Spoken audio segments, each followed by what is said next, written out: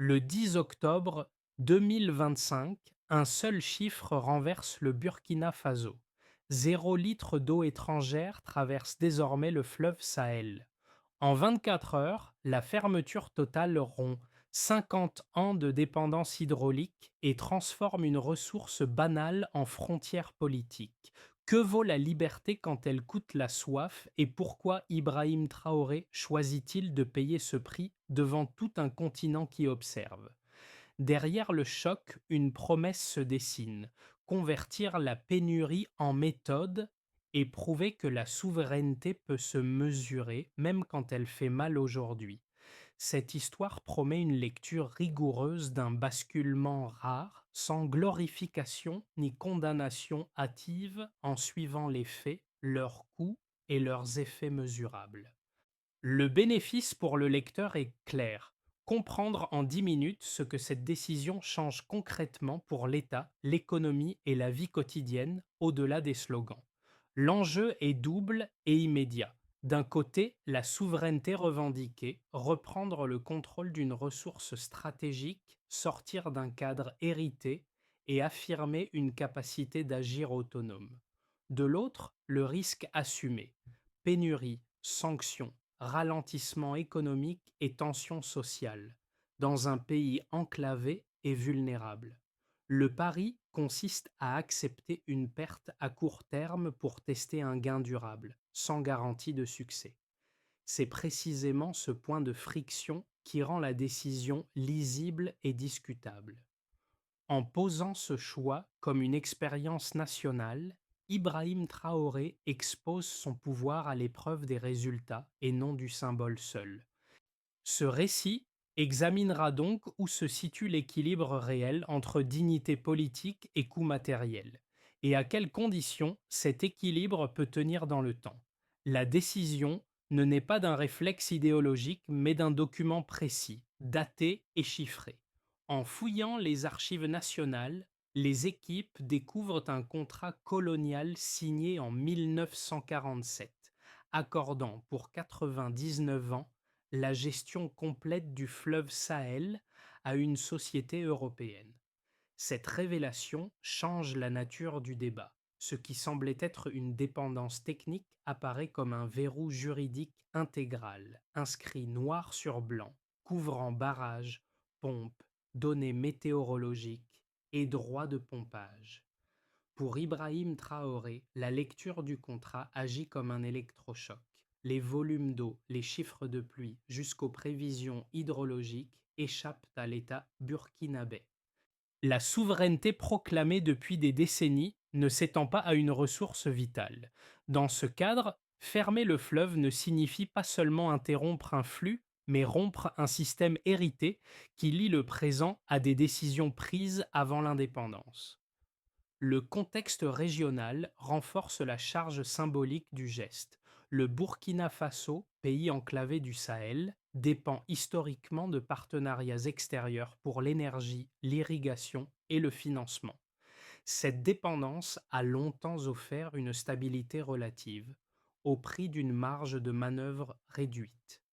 La fermeture du fleuve marque donc une inversion volontaire de priorité: accepter l'instabilité immédiate pour tester une autonomie réelle. À l'annonce du 10 octobre 2025, la stupeur est générale. Les chancelleries dénoncent une provocation. Les marchés anticipent un choc, tandis qu'à Ouagadougou, une partie de la population applaudit. C'est à ce moment précis que la question posée au début trouve sa première réponse. Le choix n'est pas improvisé, il est ancré dans une découverte juridique qui transforme un symbole en nécessité politique. Dans les jours qui suivent la fermeture du fleuve, la décision quitte les discours pour entrer dans les ateliers. Autour d'Ibrahim Traoré, une cellule technique se forme au ministère des Ressources, composée d'ingénieurs, d'hydrologues et d'officiers chargés d'assurer la continuité minimale. Parmi eux, le capitaine Caboret, jeune ingénieur originaire de Bobo-Dioulasso, devient une figure discrète de cette phase critique. Son rôle n'est pas politique, il consiste à faire fonctionner avec des moyens limités ce qui dépendait jusque-là d'une supervision étrangère.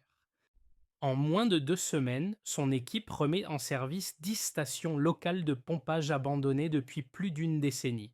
Ces installations, jugées obsolètes, n'avaient jamais été modernisées parce qu'elles n'étaient pas prioritaires dans l'ancien schéma de gestion. Leur redémarrage ne compense pas entièrement la fermeture du fleuve, mais il crée un signal décisif. Dans plusieurs villages riverains, les habitants découvrent qu'ils peuvent faire fonctionner les systèmes sans validation extérieure. Les premiers effets sont modestes mais tangibles. La pression reste instable, les coupures fréquentes et l'électricité demeure fragile. Pourtant, quelque chose change dans la perception collective. L'eau n'est plus un service lointain, mais un objet de gestion locale. Les files d'attente devant les points de distribution coexistent avec un sentiment nouveau d'appropriation.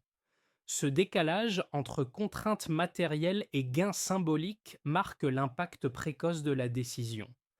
Là où les experts anticipent surtout des pertes, le terrain révèle une capacité d'adaptation rapide, encore incomplète mais réelle. L'essentiel est clair. La souveraineté commence moins par l'abondance que par la compétence retrouvée. Tout commence à l'aube, lorsque le décret est publié et que les vannes du fleuve Sahel sont fermées sans préavis. Les ingénieurs exécutent l'ordre immédiatement. Les alarmes des stations automatiques s'allument, les pompes reliant les conduites extérieures s'arrêtent net et l'eau cesse de circuler vers les infrastructures contrôlées hors du pays. En quelques heures, la nouvelle se propage à travers les réseaux diplomatiques et financiers. Les marchés réagissent par la panique, tandis que les médias internationaux parlent de sabotage et de rupture unilatérale. Ibrahim Traoré, lui, reste silencieux et observe les premiers rapports techniques. Le pic de tension survient dans les 48 heures suivantes. Les ambassades multiplient les contacts, des propositions de médiation sont évoquées, puis retirées. Le Fonds monétaire international annonce le gel d'un prêt évalué à 400 millions de dollars, privant immédiatement l'État de liquidités essentielles.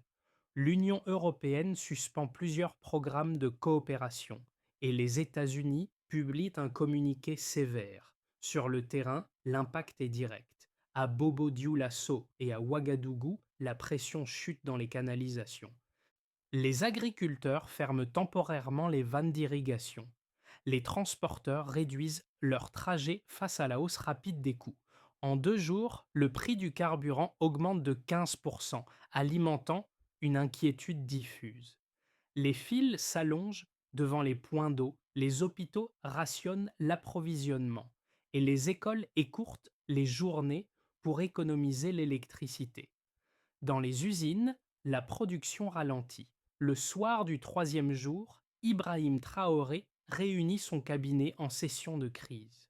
Chaque ministre présente des pertes, des besoins urgents et des options limitées. Un plan d'urgence est adopté. Prioriser les zones rurales, sécuriser les bassins, remettre en service les pompes locales et former des équipes mixtes civiles et militaires.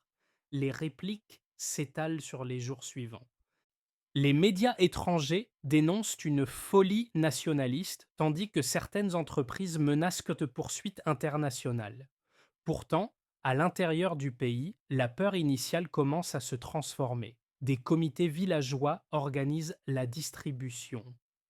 Des ingénieurs burkinabés réparent d'anciennes installations. Les habitants redécouvrent une capacité d'organisation sans tutelle directe. Le rationnement devient une routine imparfaite mais maîtrisée. Au fil de la semaine, un contraste s'impose. Les indicateurs macroéconomiques confirment un choc réel, mais la désorganisation annoncée ne se produit pas. La rupture, brutale au départ, ouvre un cycle d'apprentissage collectif. Le fleuve, autrefois symbole d'une dépendance invisible, devient un espace d'expérimentation nationale. À ce stade, L'événement n'est plus seulement une décision politique. Il s'est transformé en processus avec ses coûts, ses résistances et ses adaptations, dont les effets commencent à redessiner l'équilibre interne du pays. Avant la fermeture du fleuve Sahel, le système hydraulique burkinabé reposait sur un équilibre fragile mais prévisible. Les barrages hydroélectriques fonctionnaient avec des débits garantis, l'irrigation agricole suivait des calendriers stables et la maintenance était largement externalisée. La décision du 10 octobre 2025 rompt ce point de départ en quelques heures.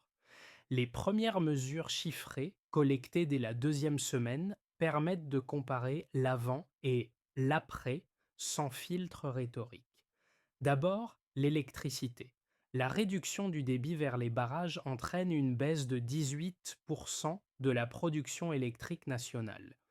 Ce chiffre paraît abstrait, mais son sens est concret. Moins d'énergie disponible pour les hôpitaux, les écoles et les unités industrielles, obligeant à des coupures ciblées.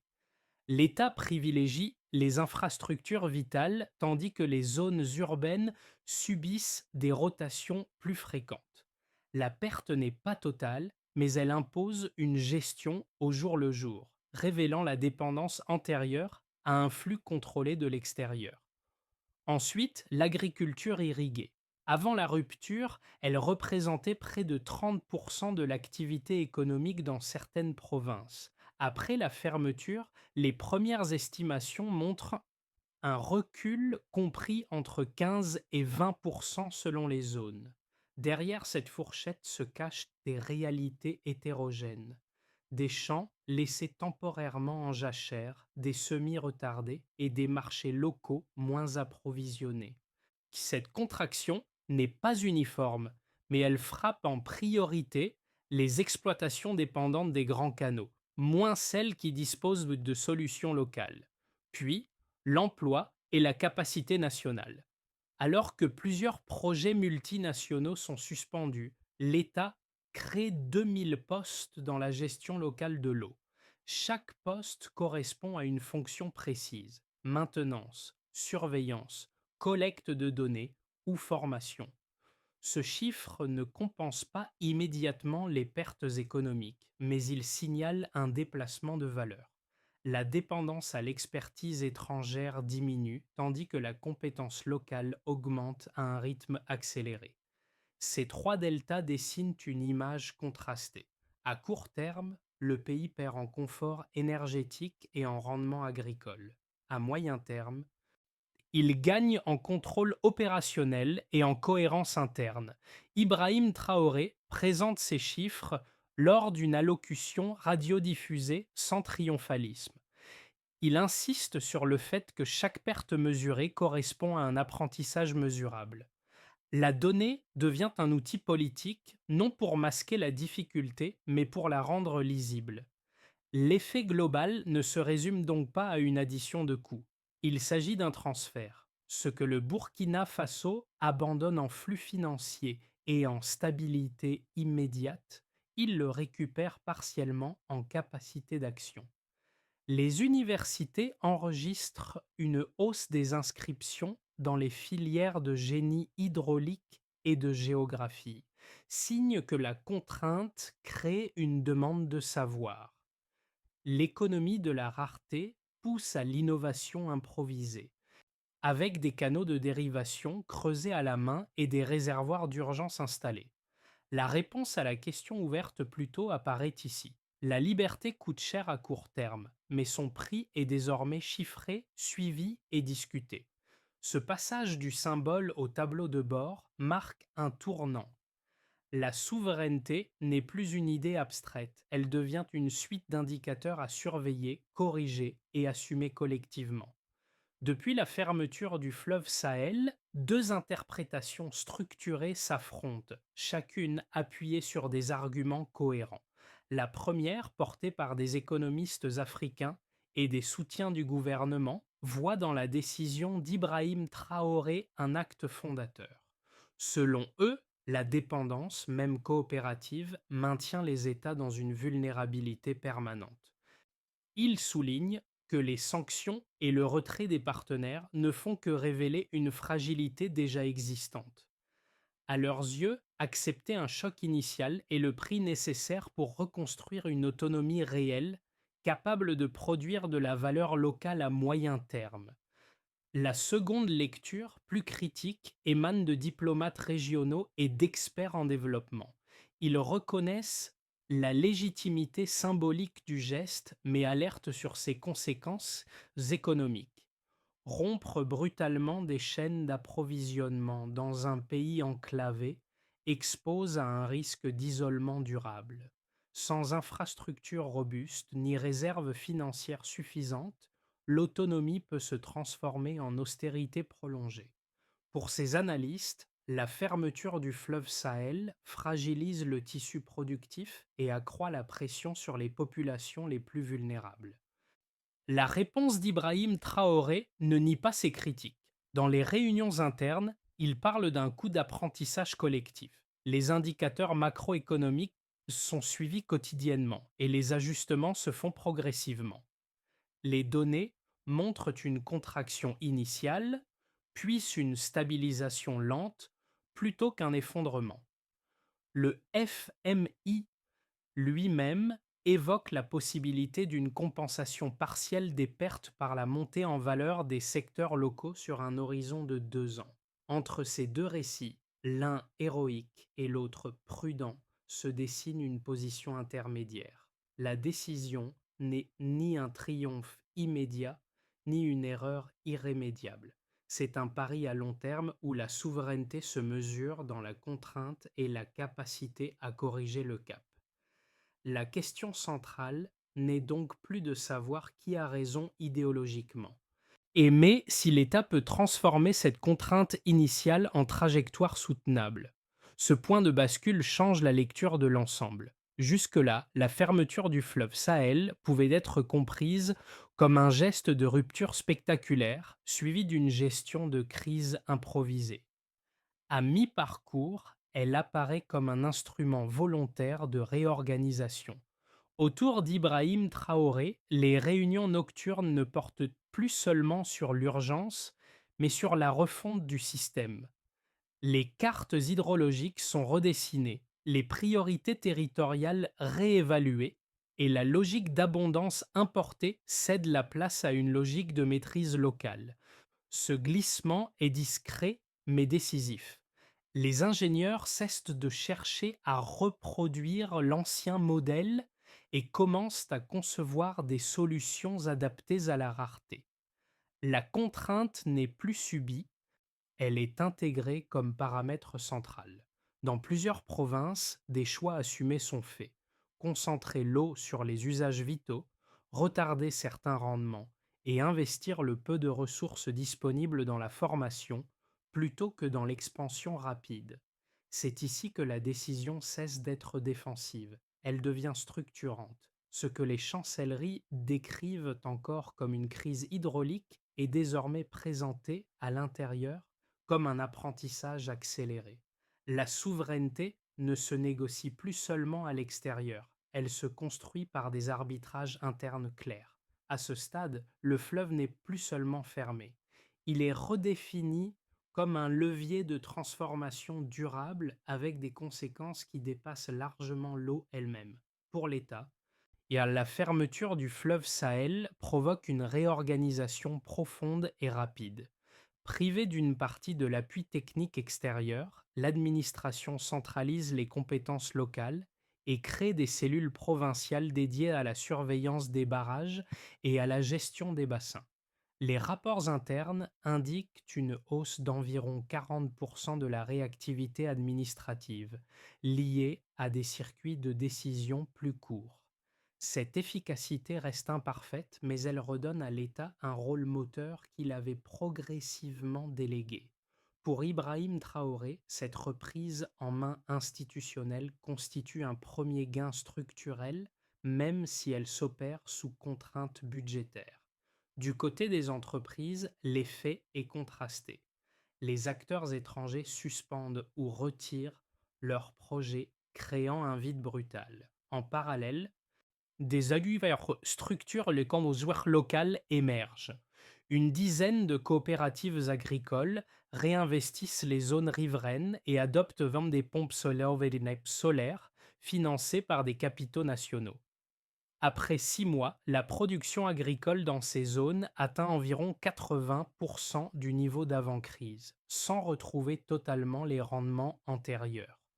Le retrait des multinationales freine l'accès aux marchés internationaux, mais il ouvre un espace d'expérimentation économique interne où la rentabilité est plus lente et plus fragile. Pour la population, la transformation est plus quotidienne que macroéconomique. Les coupures d'eau et d'électricité rythment encore les journées et l'effort demandé reste élevé. Toutefois, la perception change.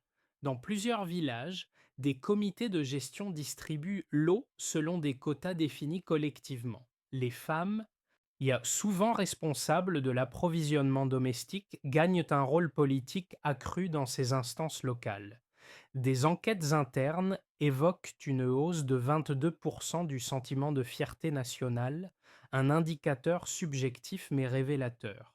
L'eau n'est plus perçue comme un droit acquis, mais comme une conquête collective à préserver. À l'échelle régionale, les répercussions dépassent les frontières. Au Mali et au Niger, des discussions s'ouvrent sur une coopération hydraulique renforcée et sur la révision de contrats similaires. Les chancelleries occidentales s'inquiètent d'un possible effet domino capable de modifier durablement l'équilibre d'influence dans le Sahel. Ce qui était présenté comme une crise isolée devient un précédent observé avec attention. Ibrahim Traoré apparaît alors non seulement comme un dirigeant national, mais comme un déclencheur de débats régional sur la maîtrise des ressources. Ces 4 niveaux révèlent une même tension. Les pertes économiques se mais sont réelles, visibles et mesurables. Les gains, eux, sont plus diffus, mais structurants. La réponse à la question ouverte au moment charnière se précise ici. La pénurie, devenue méthode, produit des effets concrets qui redessinent l'État, l'économie, la société et la région, sans garantir encore leur stabilité à long terme. À partir des dynamiques observées, l'avenir du Burkina Faso après la fermeture du fleuve Sahel se décline en 3 trajectoires plausibles, sans certitude mais avec des conditions identifiables. Le premier scénario, dit de base, repose sur une stabilisation prudente. Dans cette hypothèse, les coopératives agricoles consolident progressivement la gestion locale, les infrastructures existantes sont réparées sans extension majeure, et les partenariats régionaux avec le Mali et le Niger assurent un minimum de flux partagés. Les sanctions occidentales persistent, mais leur impact s'atténue grâce à la solidarité régionale. La croissance reste faible, autour de 1 à 5%, mais la confiance institutionnelle s'améliore. Ibrahim Traoré consolide alors un modèle de souveraineté austère, marqué par des arbitrages constants et une discipline budgétaire élevée. Le scénario optimiste suppose une accélération des réformes engagées. Les investissements dans les pompes solaires et les barrages secondaires produisent des effets plus rapides que prévu. Une indépendance énergétique partielle est atteinte avant la fin de la première année, réduisant la pression sur le réseau électrique. Un accord trilatéral de coopération hydraulique renforce les échanges régionaux, tandis que des investisseurs africains, séduits par la résilience démontrée, financent que des projets locaux. Dans cette configuration, le PIB rebondit de 3 à 4%, signalant que la rupture initiale a créé une base pour une croissance endogène. Le Burkina Faso devient alors un cas d'école continental, illustrant qu'une autonomie hydrique peut se transformer en levier économique. Le scénario dégradé, enfin, repose sur un durcissement des contraintes. Les pressions extérieures s'intensifient, les sanctions se prolongent et les récoltes échouent dans plusieurs régions. L'inflation s'accélère, le pouvoir d'achat recule et des tensions sociales apparaissent. Les réserves monétaires s'érodent et la dépendance régionale remplace progressivement la dépendance occidentale sans en compenser les avantages. Dans ce cas, la fermeture du fleuve serait perçue non comme un acte fondateur, mais comme une rupture prématurée, difficile à soutenir politiquement. Entre ces trois horizons, la variable décisive n'est pas idéologique, elle tient à la capacité d'exécution. L'enjeu pour Ibrahim Traoré n'est plus de prouver que la décision était juste, mais de transformer un geste politique en modèle économique viable. La souveraineté, ici, ne se joue pas dans l'acte initial, mais dans la persévérance, l'ajustement et la capacité à corriger les écarts au fil du temps. Pour les cultivateurs, la décision se traduit par une adaptation immédiate et souvent rude. Ce sont les premiers exposés car leur activité dépend directement de l'eau disponible. Dans les plaines du Nord, certains champs sont laissés au repos, tandis que d'autres sont réorganisés autour de cultures moins gourmandes. Les anciens, initialement sceptiques, reconnaissent que la fermeture du fleuve a ravivé une forme de fierté collective. Ils parlent moins de rendement perdu que de contrôle retrouvé. Le travail devient plus incertain, mais aussi plus autonome, avec des savoirs locaux remis au centre. Dans les villes, la jeunesse occupe un rôle différent. À Ouagadougou, les étudiants transforment la contrainte en défi intellectuel. Des collectifs se forment dans les universités pour imaginer des solutions de récupération, de filtration et de stockage de l'eau. Pour cette génération, la crise n'est pas seulement une pénurie, mais un laboratoire d'idées. Ibrahim Traoré devient, à leurs yeux, le symbole d'une rupture créative, un dirigeant qui accepte de perturber l'ordre établi pour ouvrir des marges d'innovation nationale. La diaspora, enfin, observe à distance.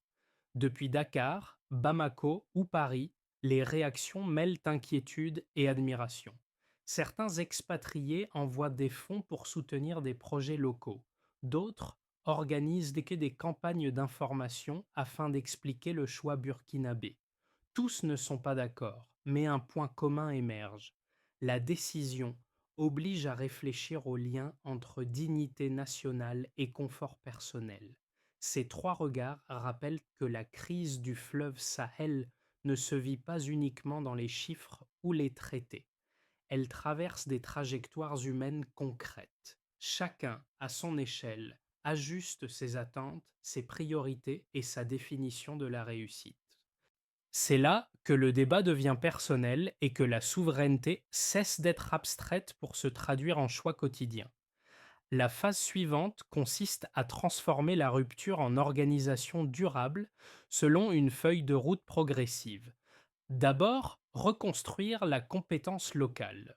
Sous l'impulsion d'Ibrahim Traoré, le gouvernement crée une Académie nationale de l'eau chargée de former ingénieurs, techniciens et gestionnaires.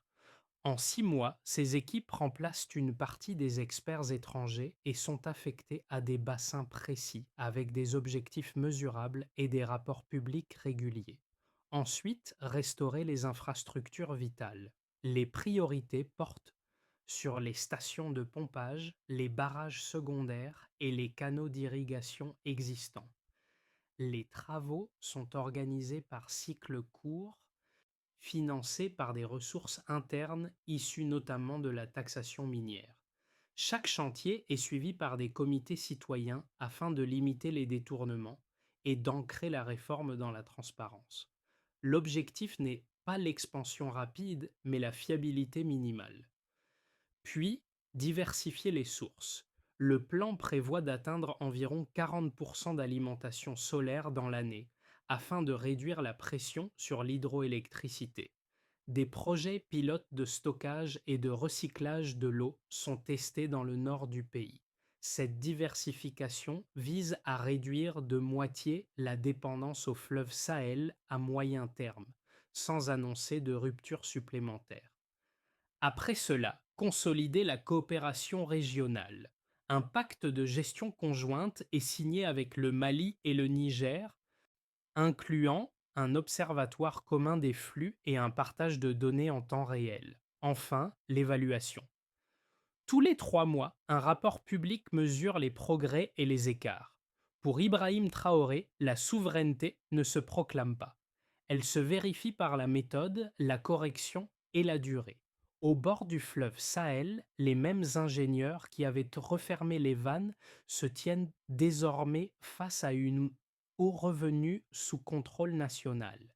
Ils n'observent pas une victoire éclatante, mais un recommencement fragile. Les turbines restaurées tournent lentement. Les canalisations neuves côtoient encore des installations vétustes et les villages reprennent souffle par étapes. Le silence du matin n'est pas celui de l'abondance retrouvée, mais celui d'un pays qui apprend à se servir seul, sans garantie de confort immédiat. Ibrahim Traoré se rend sur place sans discours solennel. Il sait que la décision de 2025 ne sera pas jugée sur sa radicalité, mais sur ses résultats cumulés. Autour de lui, les enfants jouent de près de l'eau, les femmes remplissent des seaux rationnés, les ouvriers ajustent des vannes provisoires.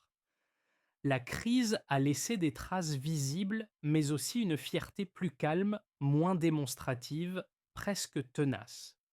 Dans ce paysage, le fleuve cesse d'être un simple axe hydraulique. Il devient un miroir politique. Ce qui coulait autrefois sous tutelle reflète désormais une responsabilité collective. La souveraineté ne s'exprime plus par un slogan, mais par des gestes répétés, parfois ingrats, qui maintiennent le système en fonctionnement. La phrase qui s'impose n'est ni triomphale ni pessimiste. Elle est sobre, la contrainte peut forger une capacité durable. C'est ce fil discret tendu entre difficulté et dignité qui relie la décision initiale à ce moment de retour. Le symbole n'a pas disparu, il s'est transformé en discipline quotidienne. L'histoire du fleuve Sahel ne s'arrête pas à ses rives ni à la chronologie d'une crise nationale. Elle s'étend comme une métaphore plus large, lisible bien au-delà du Burkina Faso. Chaque pays, en Afrique comme ailleurs, possède une ressource comparable, une énergie, une infrastructure, un savoir, parfois placé sous dépendance au nom de la stabilité. La question soulevée ici n'est donc pas seulement hydraulique ou politique, elle touche à la manière de décider sans déléguer entièrement son avenir. Ce que le Burkina Faso a entrepris sous la direction d'Ibrahim Traoré dépasse le cadre d'un choix ponctuel. C'est une expérience à ciel ouvert, avec ses coûts visibles, ses ajustements et ses incertitudes assumées. Elle rappelle que la souveraineté n'est ni un isolement, ni un confort garanti, mais une responsabilité continue, faite de méthodes, de compromis et de corrections. Pour le lecteur, l'enjeu n'est pas d'adhérer ou de rejeter ce modèle, mais d'en tirer une grille de lecture. Où se situe la dépendance acceptable et où commence la renonciation silencieuse? Jusqu'où une société est-elle prête à payer pour décider par elle-même? La réponse n'est pas unique, elle mérite discussion, nuance et comparaison. C'est précisément cet échange ouvert et informé que cette histoire invite à poursuivre.